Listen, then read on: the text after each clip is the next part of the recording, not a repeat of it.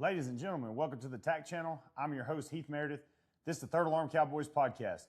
This is a podcast for firefighters. We talk about real life situations, stuff in your station like leadership and promotions, and stuff in your personal life like relationships and finances. You name it, we talk about it. Some things may be a little controversial, but that's real life, and that's what we're going to talk about on the show. Man, what's going on, guys? Wanted to go ahead and jump on here and get y'all an episode out. The last episode I had was bringing on my old chief that's a captain that is full-time at Longview, Texas. And that's Kelsey Trotty, man. He's been a mentor of mine throughout most of my career, and the fact that he has got a little political thing going on right now where he's running for a fourth VP here in Texas for the State Fire Marshal Association, which is basically a different body of what rules over the fire departments and the different legislations and stuff across the state. And he's running for fourth VP for that.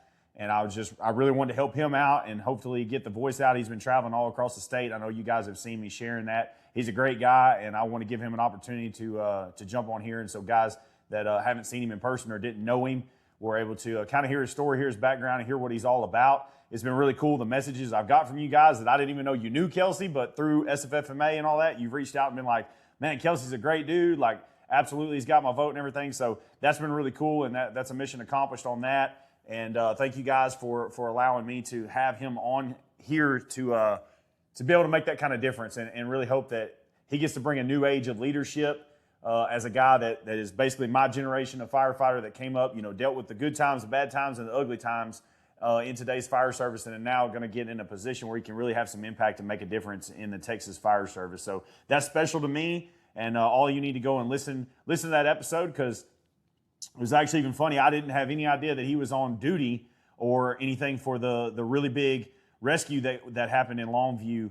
I guess it was last month now, where they had the hot air balloon that got trapped on top of the major cell phone towers like 900 feet in the air. And I just really wanted to ask, just kind of, and get a perspective at not knowing he was actually there, and he was the first in officer on that and established command, and ended up being a big portion of that rescue, and that it was his guys from his crew that actually were able to go up there and make that grab. So that's very cool, and he tells that story and gets in depth. So you guys go back and listen to that episode. Other than that, guys, man, we're about 2 weeks out now from Coastal Magnolia in South Mississippi. It's going to be a big fire summit that's going on down there, their very first annual. I met a lot of these guys at Small Town Jobtown last October in 2025. It's a great group of guys, and they wanted to bring us out this year, and I was all for it. I can't wait to get out there and see that. Mike Goldstein from the Can Report, that actually last night was on the Weekly Scrap with Corley Moore. Fantastic interview. But he'll be down there being one of the guest speakers down there, actually giving his lecture and really pouring out and talking and teaching these guys in South Mississippi. So if you're anywhere in that Gulf Coast, you definitely need to go hit that up, help these guys out, get their conference off the ground and rolling. But other than that, man, it's been a fast and furious couple of weeks around here, trying to get the yard and everything caught up so we can every time I turn around, something else is breaking around here. You guys know how it is whenever you're working on a ranch type basis, and like this breaks on the tractor or that breaks on the mower, and it's been super busy. So I've been working on getting that stuff going, man, and we've been firing up on this hands-on training. I've already booked 2 more this week, so we're firing up, and I just actually booked another one yesterday. So that makes 3 this week that we've booked going into pretty much late fall at this time. I will throw this out here, guys. If you do have interest in bringing us out for our full engine ops class, it's called the Pump to Nozzle Engine Ops course, and we literally cover everything from establishing water supply, being able to relay pump, draft, pump off a hydrant. Doesn't matter, whatever your city or your department deals with as far as for water supply, we literally start there and a strong foundation at that and go everything from hand lines to forcing the door, to throwing ladders, to doing search and rescue, doing our actual fire attack, firefighter mayday. So we literally cover everything. That's why we call it from the pump to the nozzle. It is a full encompassed engine ops class. We're not just specializing in one thing or whatever, or we're literally covering it all and getting your guys. And the last real example we have of this, and I'm going to start leading with this and telling guys, like, the proof is in the numbers, right? The proof is in the statistics. All you guys want to say, well, what's the data? What's the data? What does this say? What does that say? I'll tell you wholeheartedly, we put a stopwatch on you guys when we come and do this class. The last big one we did in Southeast Texas, the regional training we did, this group originally, the first evolution that we ran them through, from air break time to all clear time was 27 minutes. They missed a couple of the victims inside the rescue house. There was a lot of chaos, and chaos ended up winning.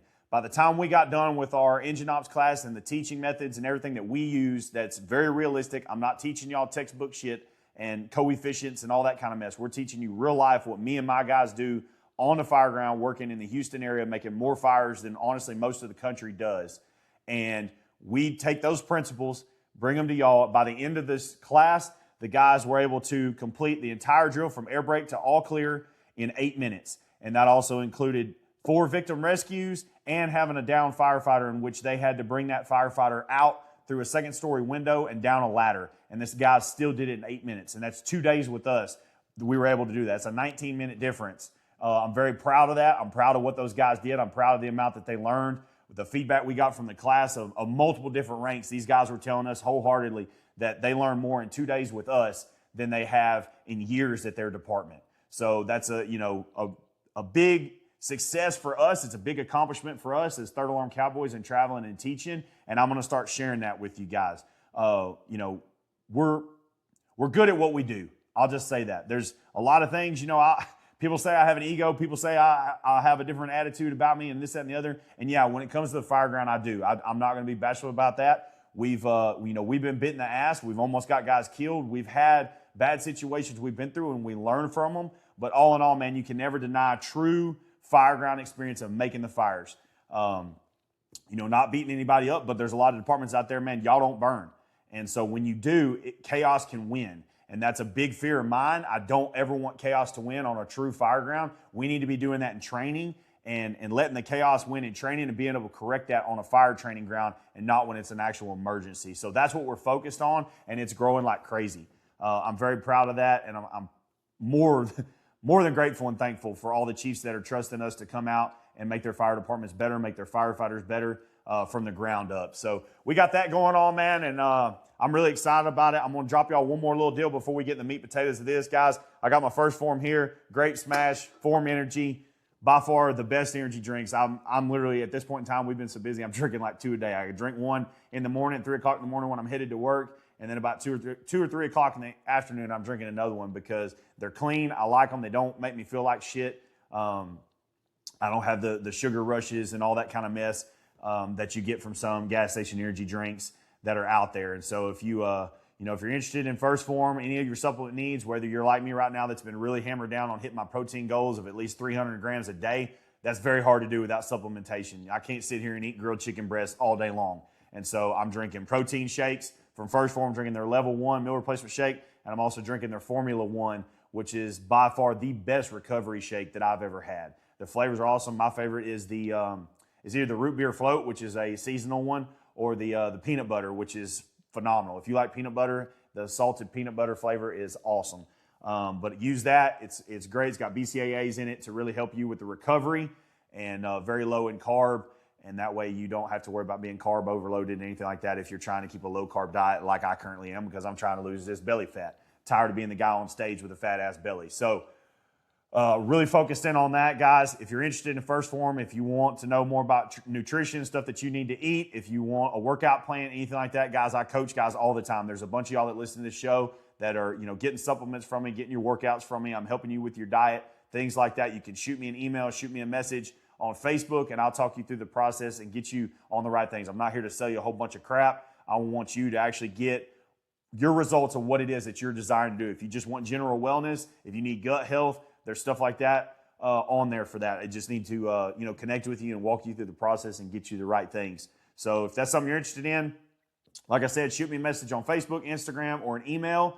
If not, go to firstform.com/Third Alarm Cowboys. That's the number 1, STPHORM.com/Third Alarm Cowboys. And that funds this entire podcast, guys. I'm not even going to lie to y'all. That's literally at this point, they become our biggest sponsor through the sales of you guys. Everything that y'all go and buy, I get the credit for, and that's literally how I'm funding all of this podcast at this point in time. The other thing I got with me, guys, getting ready to go to Coastal Magnolia. I ordered a bunch in so I can take down there. I got the captain here with me. This is your firefighter cigars, man. Third Alarm Cowboy cigars.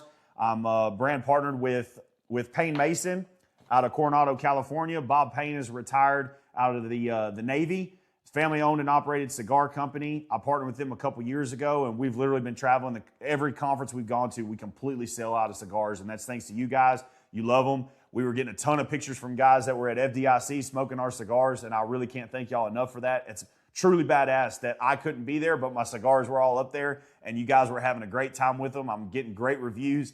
Guys really love these cigars. The two biggest things about them that are important to me is that there's no machine packing. They're 100% hand-rolled by Cuban master rollers, and there's no machine dyeing. So you guys that smoke cigars and you ever buy them and they have a real bitter aftertaste that kind of sticks on your tongue for 30 minutes to an hour after you, that's chemical dyeing that they use to try to make the tobacco darker so that it's, more of an aged cigar.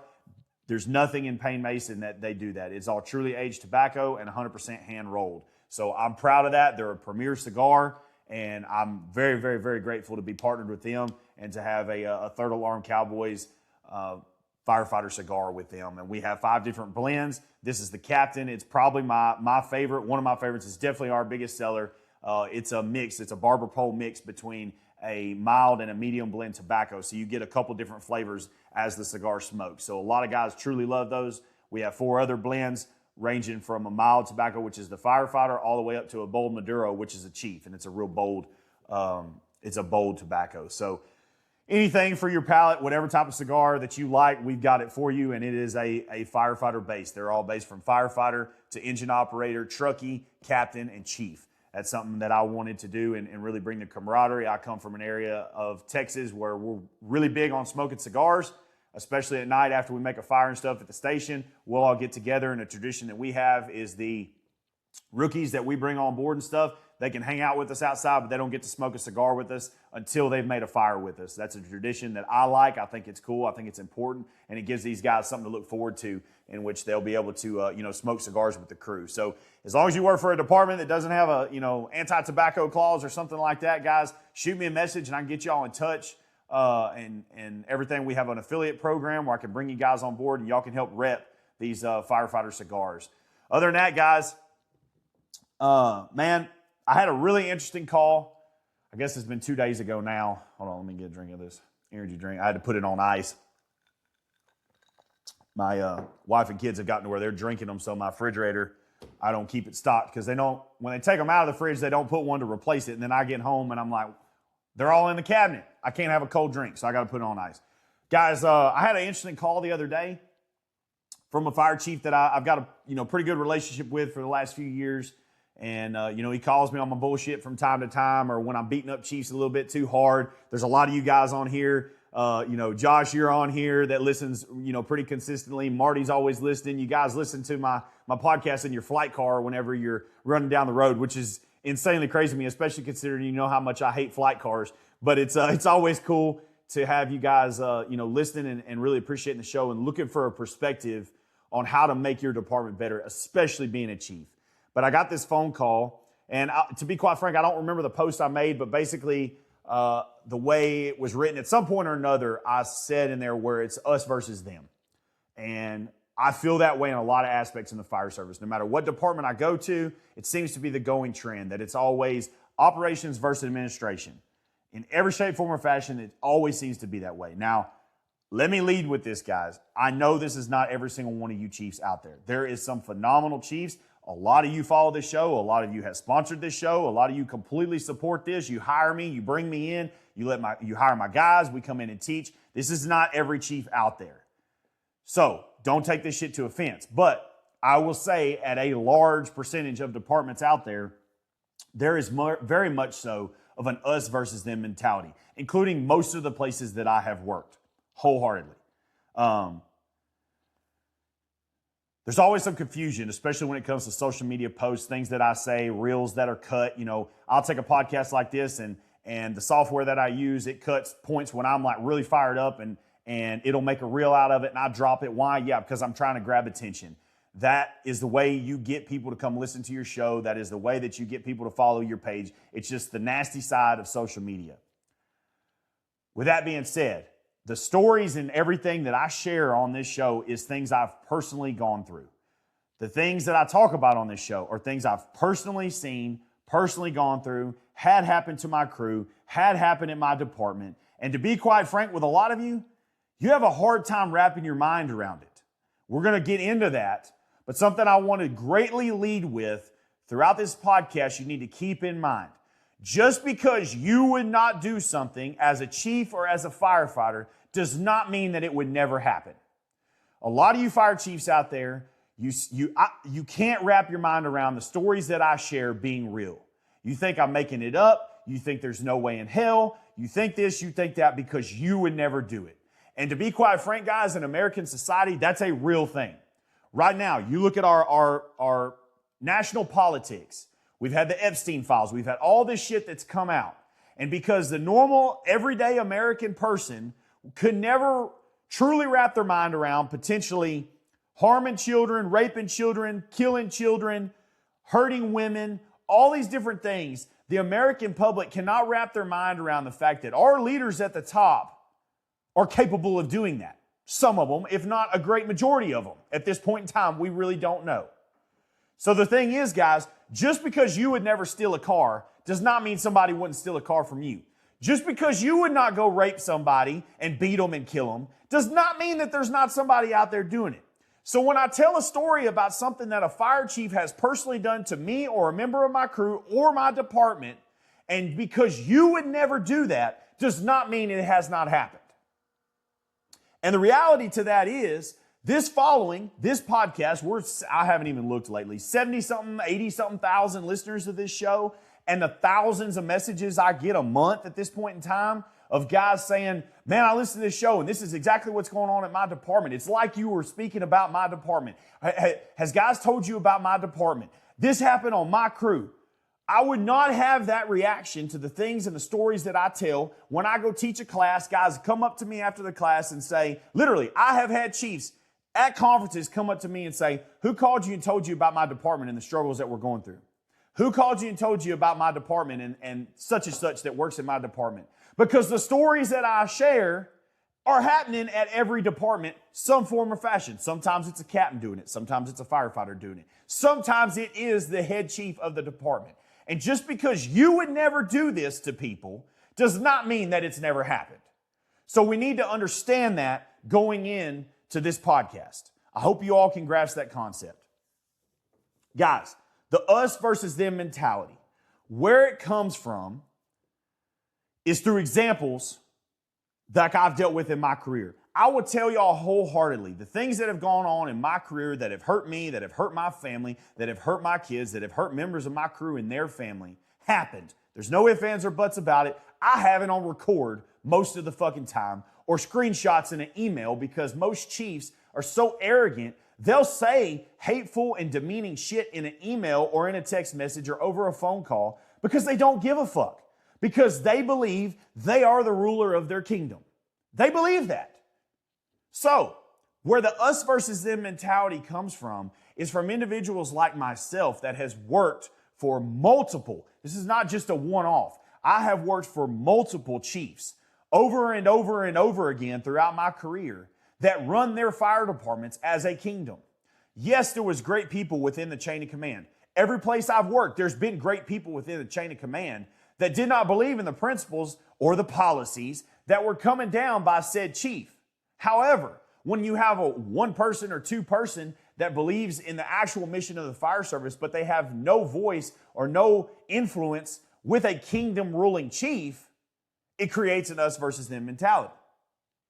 Let me give y'all some direct examples on things that I've personally experienced. And I'm going to put some guys on blast here, and this is going to hit it home for some departments around the Houston area that are going to feel some kind of way about it. But this is just the truth. And I told this to the fire chief I was talking to the other day on the phone.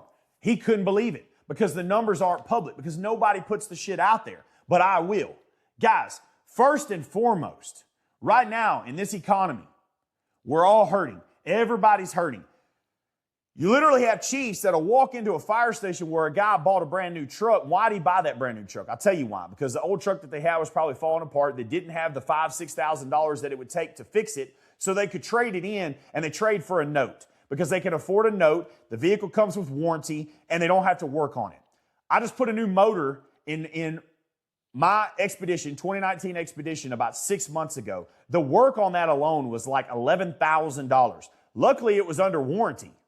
However, I would say a guy has a engine issue and you're looking at $10,000, $11,000. There's no firefighters out there unless they come from a background of having money or a very successful side business. But if they are just a firefighter and they work their firefighter job, they're not running around with $20,000, $30,000 cash money in their pocket to do a massive repair or to go buy what all you Dave Ramsey followers in the fire service out there go buy a cash vehicle, because that's what they are now. $10,000 for a bullshit throwdown car. Guys aren't able to do that, especially when the housing market is the highest that it's ever been.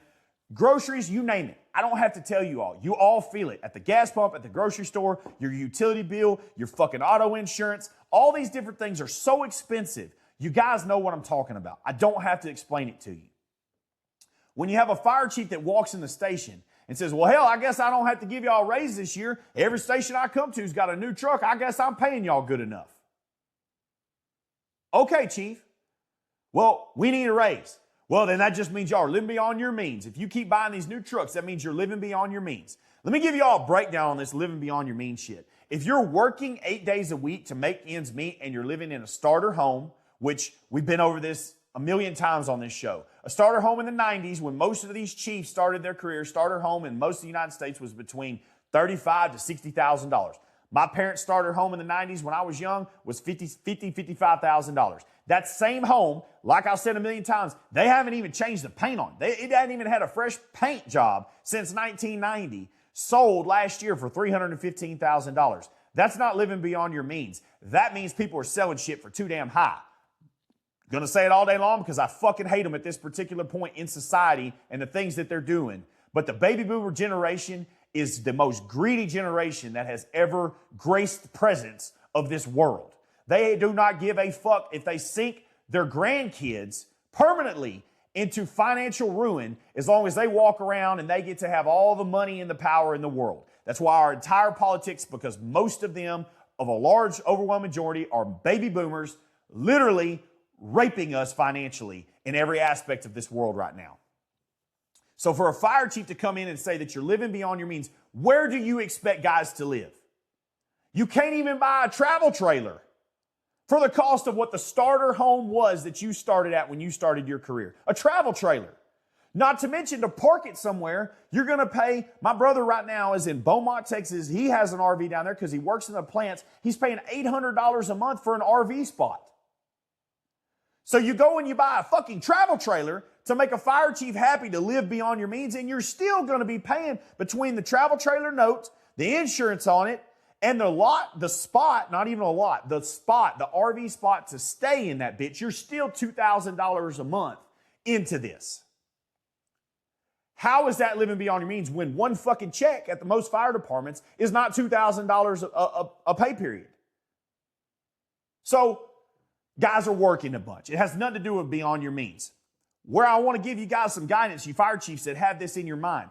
If firefighters can't live on $60,000 or $70,000 a year, why do I hear constantly fire chiefs that in Harris County are making $200,000 a year as a fire chief, plus drawing a pension of $60,000, $70,000, $80,000, maybe $100,000 a year from their old department where they retired from? So let's say on a good day after taxes, you're bringing home $250,000 fucking dollars. You have no vehicle note, you have no auto insurance and no fuel bill because you drive the department vehicle everywhere, and yet you can't retire, and the words out of your mouth are, my numbers aren't good enough to retire.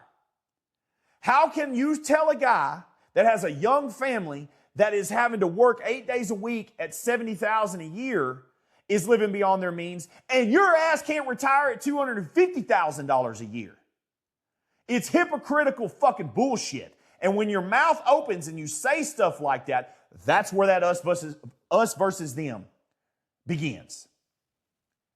We're going to also add in here, because I've seen it, guys send me their budgets all the time for their fire departments. Newsflash. Fire department budgets that are tax funded, that's open records request. People can see it. People can 100% see it. I'm going to tell you, a lot of the divide that is happening in today's fire service between admins and firefighters, honestly, in my opinion, and the guys that I talk to, is coming from a lot of money issues. I have seen departments, like I said, this is 100%, I've seen it with my own two eyes. don't argue with me saying that would never fucking happen, because it's fucking happening. I can name drop the department, but I'm not going to get sued. I've never named departments, and I'm not going to start today. But there is fire departments in Texas that I know of personally that have cut staffing per day on the apparatus in operations so they could afford to give the fire chief $50,000, $60,000, $80,000 a year more this year. So you cut staffing on operations so that you can get a raise. And then you wonder why there's a us versus them mentality within the fire department. That's why. You cut guys' legs out, you cut jobs, and you make their job more dangerous and more workload so that you can take home more money. And then you wonder why operations fucking hates your guts. Another aspect of this, guys, I'm going to die on this hill, and I don't care how many of you hate me for it. I don't care. Most fire departments in my area, and I'm sure this is probably, maybe not exact numbers, but a pretty decent ratio for throughout promotions through the process. Most firefighter spots in my area, when you promote from firefighter to engine operator, you're looking at about a $6,000 to $7,000 a year raise. When you promote from engine operator to captain, you're looking at about roughly an $8,000 to $10,000 raise per year to promote to those positions. Okay. My full-time, that's about the spread. Most other places, it might be a little bit different, but I would say on most basis, that's kind of the way it looks at it a lot of different places. When you go from captain to chief, district chief, battalion chief, whatever you call it, a lot of places that can be anywhere from a $10,000 to a $20,000 bump. Okay. What I'm seeing in the great state of Texas, especially Harris County, a lot of the spread going from the district chief position to the head fire chief position, because I don't know what the going trend is and what's talked about at these luncheons, but we no longer have a lot of departments that have assistant chiefs. Most of them have bumped them down to a deputy chief style position or just district chiefs, and then it jumps up to the head fire chief. I'd say that's an egotistical thing, because a lot of fire chiefs don't want an assistant chief that can buck them on their decision-making process. So they just remove that number 2 position out of the way, and they make a number 3 so that there's a bigger spread. There's also a majorly bigger spread when it comes to the finances. I have seen on budget line items and things like that, and on contracts that have been given through open records request, where literally the spread from a district chief position to the next level being the fire chief position, and sometimes it's $80,000 to $100,000 spread. Where in your right mind do you think your ability to come in at 9 o'clock in the morning, you go home at 4 o'clock in the afternoon, and you take an hour and a half lunch break, you have a take-home car with a fuel card and an expense account, where in your right mind do you think that your job is so hard and you're so great that you deserve an $80,000 to $100,000 more than your next level of chain of command? Some guys will tell me, like this chief the other day, there's no way. Oh yeah, there's a way. I promise you. I've seen it. I would post it on here, but like I said, I'm not going to name departments, but I have seen it. There is multiple fire departments across the state of Texas that is the case. The one department I will name, and I'll say this because I think it's actually relatively reasonable. Houston Fire Department, 100-something stations, 4,000 personnel. Their fire chief makes around $180,000. There is fire departments in Harris County in which the fire chief has 1 or 2 stations that they're responsible for. Not 100. 1 or 2 stations and roughly 30 to 60 personnel that make more than the Houston fire chief. How the fuck is that possible? I'll tell you how it's possible, because there's no checks and balances. You guys are ruling over your kingdoms, and you've been getting away with it. But now you have the audacity to flip and don't understand why operations hates your fucking guts. That's why. Another aspect that I'll say is when you go start cutting things that guys in operations and the stations and stuff like that, station supplies, you cut them out. Apparatus and equipment, the quality of the apparatus and equipment, you cut them out. You start cutting guys' benefits. Like the one department I know of, you start cutting actual staffing, all so that you can pad your own pockets and you can make more money. That is one fundamental place where the us versus them mentality comes out, because quite frankly, no American loves a king. 1776, we solved that fucking problem. And now you fire chiefs out there, instead of having gold on your head like a king, you're wearing gold on your chest and you're acting the same fucking way. There's never been a peasant ever that was given table scraps and shit on all day long that said all hail to the king and truly meant it.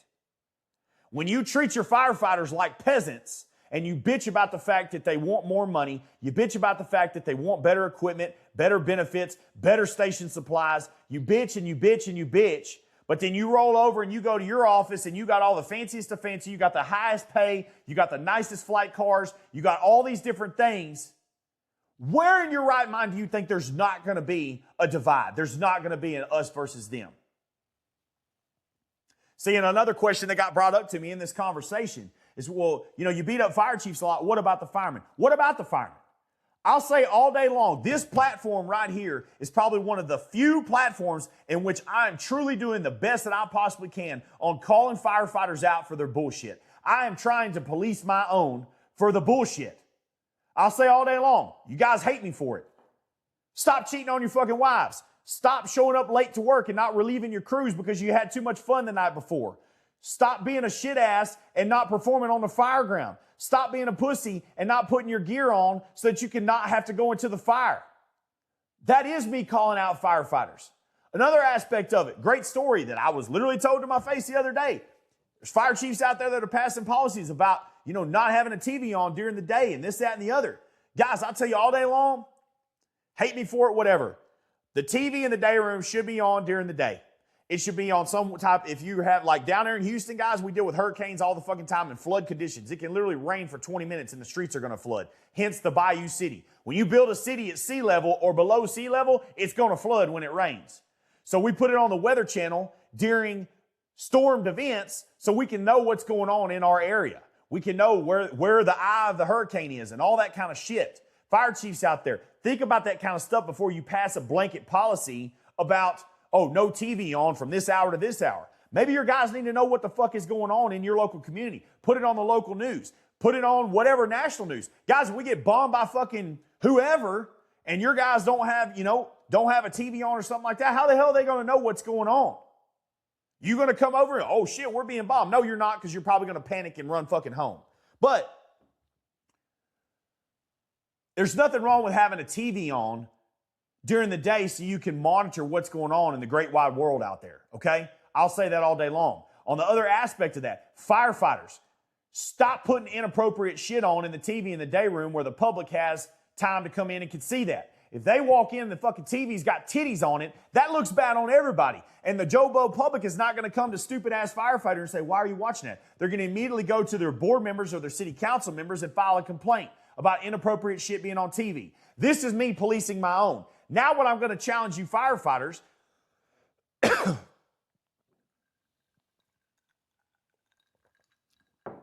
excuse me, now I'm going to challenge you fire chiefs out there. There are firefighters out there like myself that are challenging to our own detriment. I had a reel that went viral about how half the people in my department hate my fucking guts. That's the truth. There are firefighters that hate what I say because they feel guilty about it.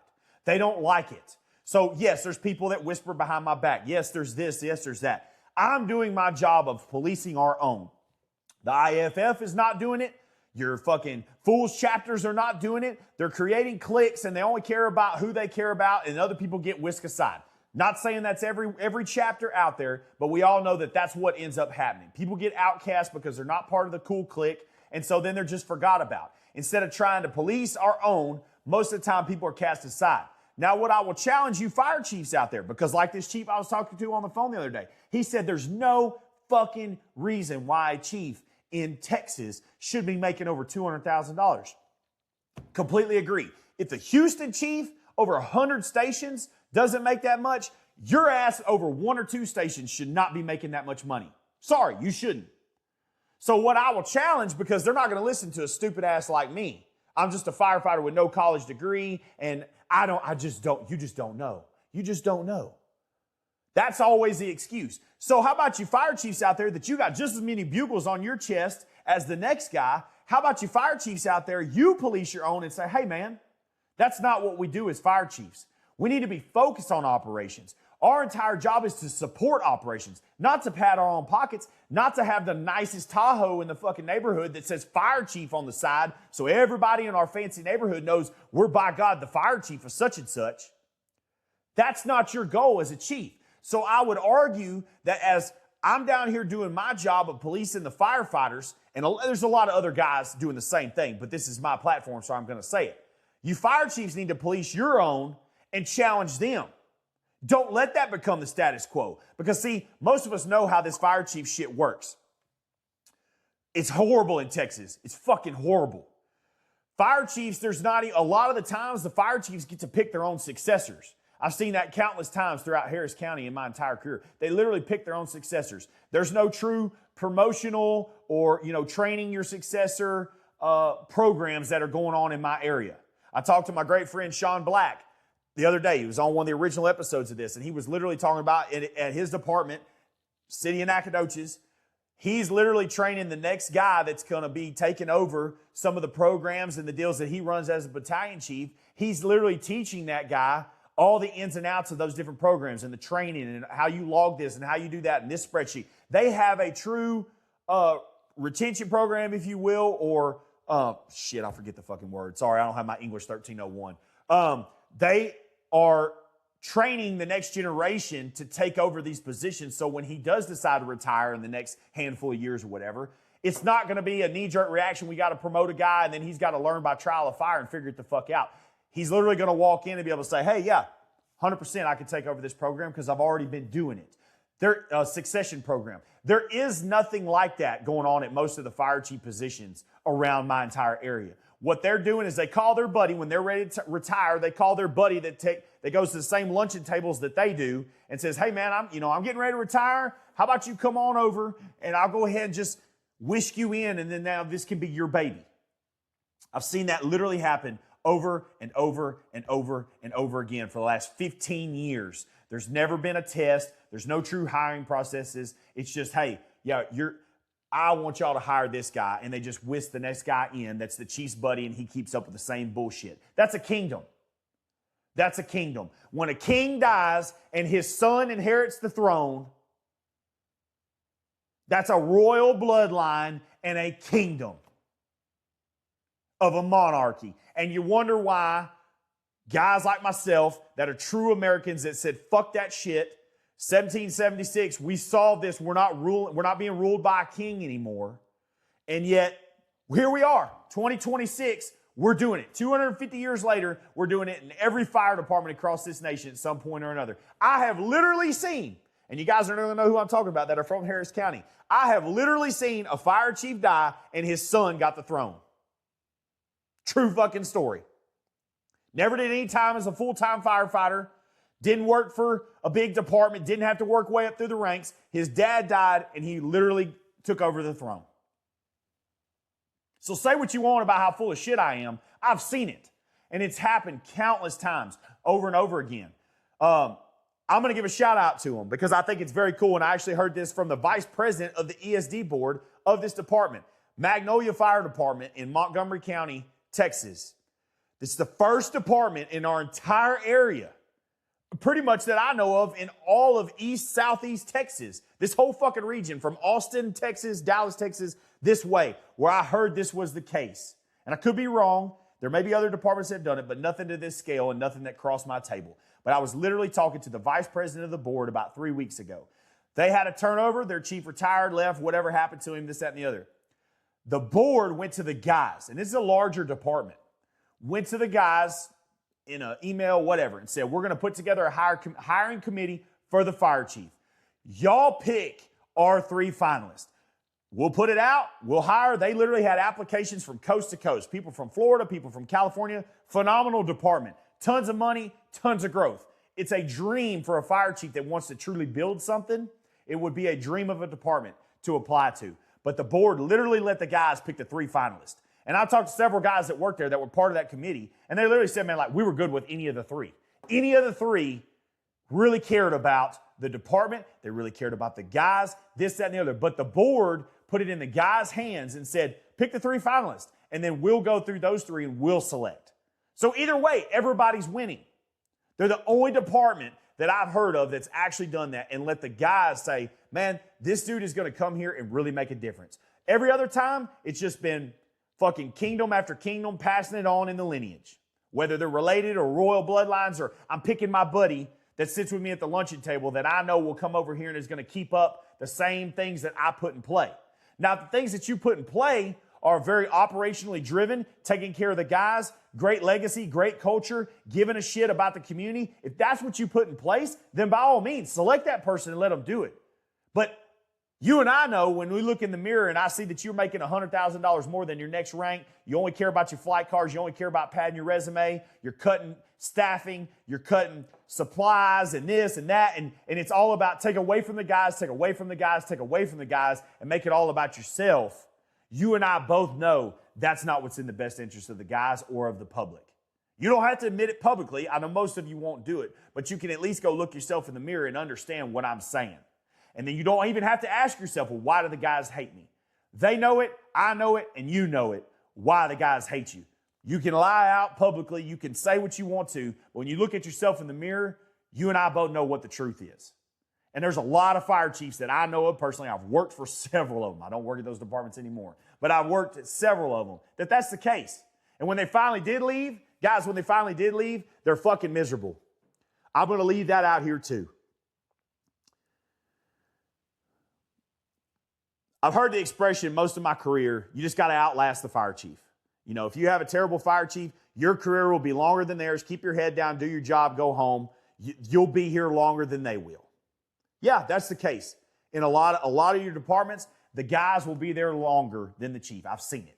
See my hometown department that had a fire chief that he ran that bitch in the teetotal ground. When he left, they were short-staffed by like 16 firefighters, old equipment, dilapidated stations. The fucking stations were built when my grandfather worked there in the 50s. Dilapidated stations. He just cared about himself. He cared about padding his own resume and doing what was in the best interest for himself and his career. And he didn't care about the guys. When he left, everybody cheered. And they've literally spent the entire time since he left reversing every fucking terrible decision that he made. That's the case at most of your departments. If you're not building a department that has a great culture, that has a great training program, that pours into the guys where they can truly provide for the community and be truly mission focused and giving a damn about the citizens, as soon as you leave, everybody cheers and everything you did will be completely fucking reversed. So you want to talk about legacy, you want to really try to make a difference. Some chiefs spend 50, 60 years in this career, and that's because they care about their legacy. You don't spend 50 years doing anything if you don't care about it, if you don't care about what is going to happen when you leave. But if everything you did gets undone the day after you leave, you should care about that, because that means your legacy was dog shit. You're going to be remembered for terrible fucking things. And what's happening currently in your department is that same thing. Terrible things. It is a us versus them. Your guys don't like you. They don't like you. They don't trust you. They can't wait for you to fucking leave. Their only fear about you leaving is what asshole you're going to bring in next. That's the only fear. My old department, wholeheartedly, I would tell the guys, I'm like, man, knowing this guy, he's going to bring in somebody fucking worse. It's like, yeah, it can happen. And in some cases, it has happened. So, when we try to discuss the us versus them, and we want to understand why chiefs get frustrated at firefighters because they cause public incidents that the fire chief has to answer for. Yeah, we got to police our own. If you're acting a fool in public, if you get into a wreck and tear up equipment, if you cuss somebody out at a grocery store because they ask you, why are you grocery shopping on their tax dollar time? All those things, guys, firefighters, we're accountable for that because the fire chief is going to be the one that gets the phone call behind that. So all the policies that get passed, all the bullshit that gets passed, is that chief trying to mitigate those type of situations from happening so he don't have to hear about it. So we create the divide as firefighters, putting the fire chief in a bad light sometimes because of our stupid decisions. Now, I will say, firefighters are human. Firefighters are going to be fired. We're going to do stupid shit at times. But the better that we can try to minimize those times, stop making bad choices, that makes the fire department look bad, the fire chief won't have to answer for it near as much.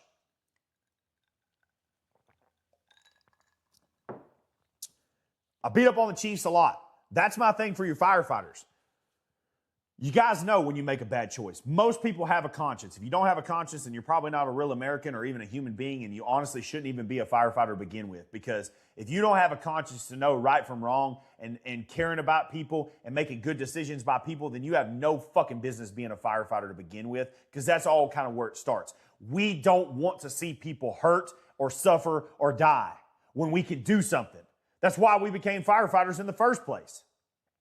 So if that's the case, and you're just in it for a t-shirt or look cool or to pull chicks or to get free drinks at the bar, or just because you have an ego-driven complex, then get the fuck out now. Because you should care from right from wrong. So if it feels wrong, if it feels like, man, I don't want to get caught doing this, then don't do it. Especially when you're in uniform. Especially when you have firefighters such and such city on your fucking Facebook. Because everything that you do, whether it's criminal or just bad ethical decisions or just a bad choice, everything you do potentially is going to make that phone ring at that fire chief's office. And the fire chief is walking around every day worried to death about that call, because then it's their job. If you do something bad when you're on duty, it could potentially be the fire chief's job. Well, why didn't you pass a policy that says they can't do that? Well, damn, I never in a million years imagined that the firefighter would do something that fucking stupid. Well, chief, you should have thought about that. That's what they're going to hear from their city manager or their city council or their ESD board. So it's a constant us versus them, because the chiefs are sheltering in place against bad decisions that firefighters could potentially make. And then it's firefighters resenting the fact that the fire chiefs keep taking and taking and taking more and more and more from the firefighters, and making it harder and harder for us to live financially or for us to operate in the best way possible.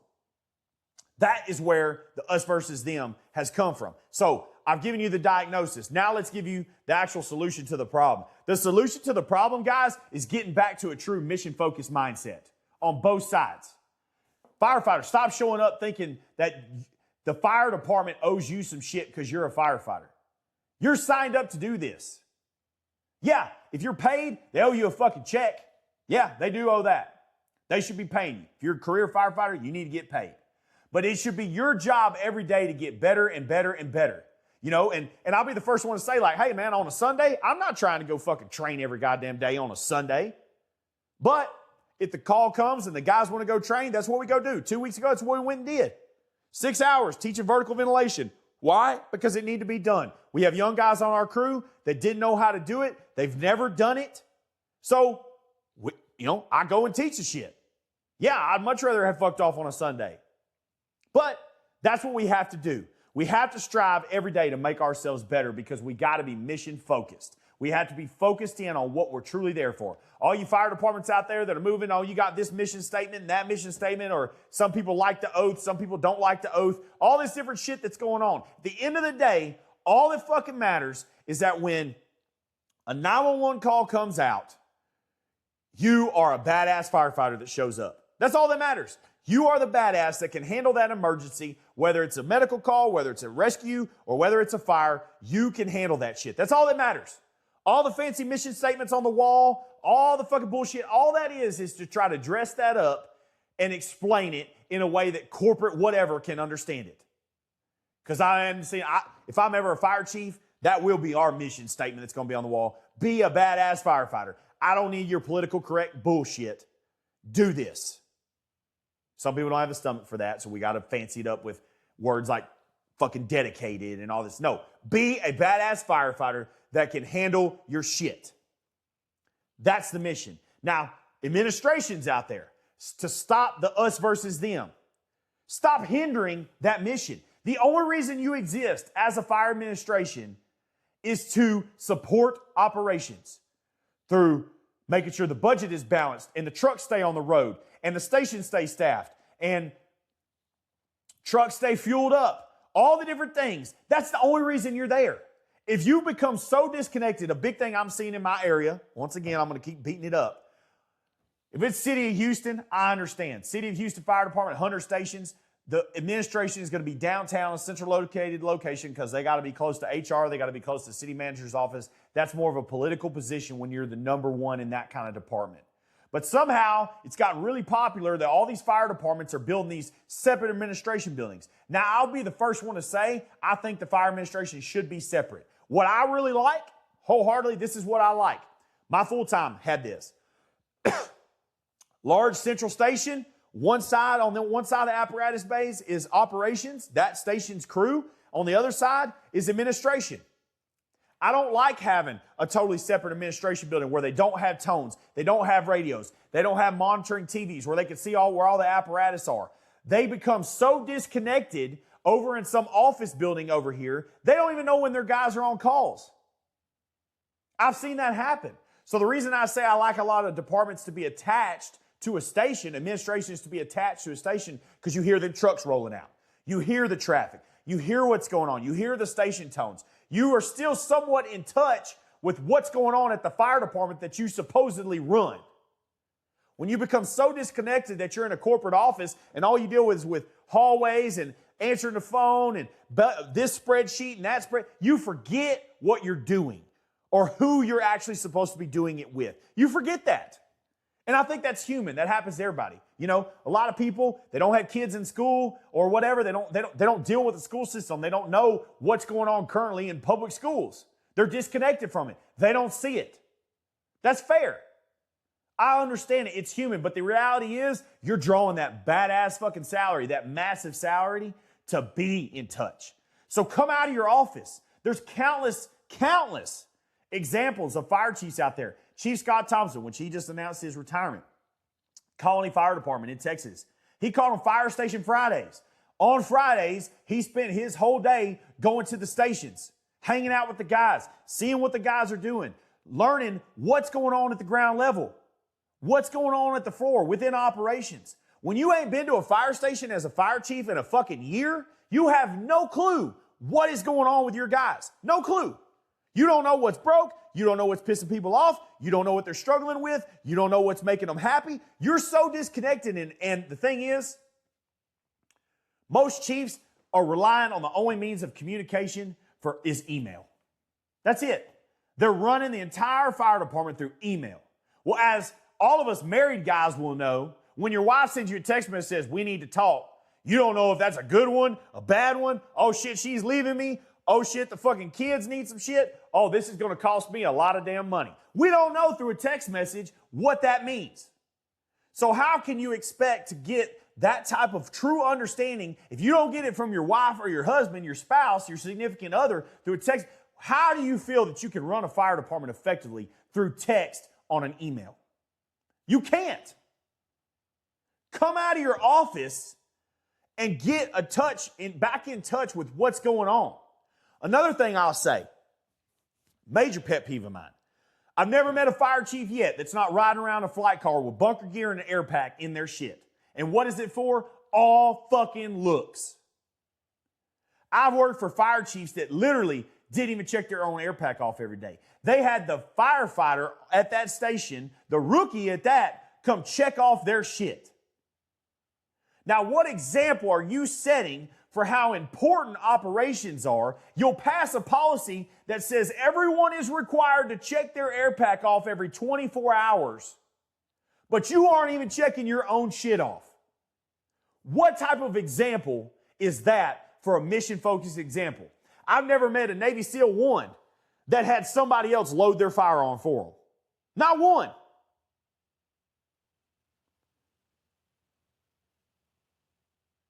So how can you sit here and complain about a us versus them mentality and you don't even check your own shit off? Your air pack takes 30 seconds in the morning.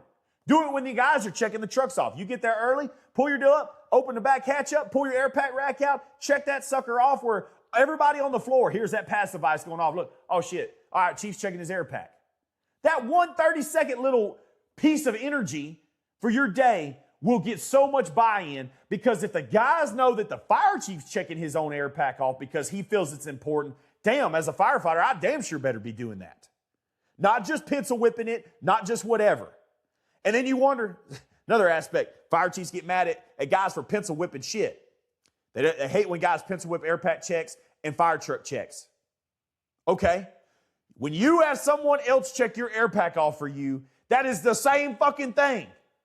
You're pencil whipping it. So how can you set an example for something, then get mad when other people do it?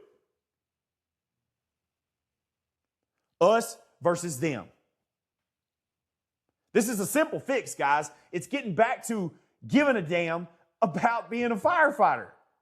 If you're a fire chief riding around in a flight car with lights and sirens on it that says fire chief on the side with bunker gear and an air pack in it, you're still a firefighter. You're not better than us. You're not different than us.